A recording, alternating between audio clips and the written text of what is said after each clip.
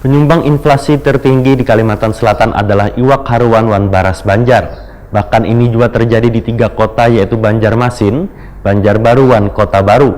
Di daerah hulu Sungai Tengah khususnya, paling kada bisa menambah pemasokan iwak haruan nang wayah ini mulai langka di pasaran.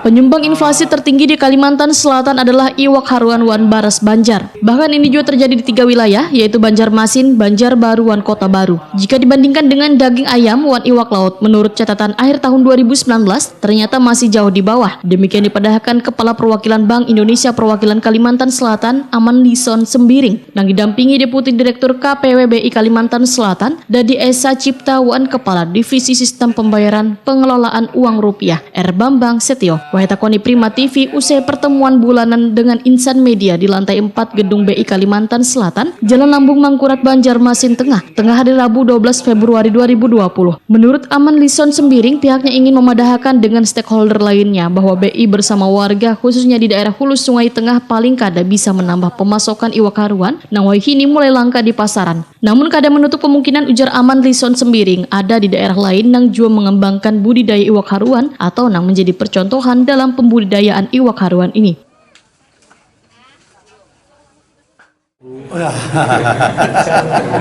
Saya kalau saran ini sebenarnya udah turun-temurun kan ini ya. Lebih kepada kalau ada kesempatan untuk membudidayakan haruan, yuk kita sama-sama membudidayakan haruan, seperti itu sebenarnya. Kalau permintaan kan kita nggak bisa batasi nih. Ya kan, produksi yang harus kita, sisi supply yang kita harus garap bersama gitu loh.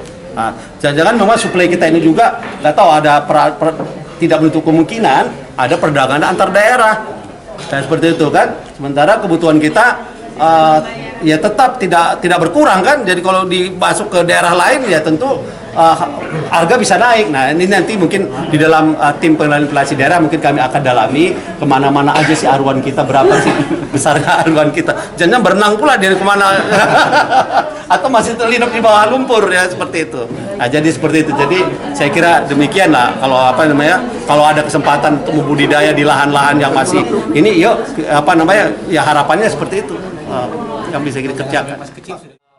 Aman Lison Sembiring pun berjanji akan membicarakan masalah iwak haruan ini nantinya kepada tim pengendali inflasi daerah.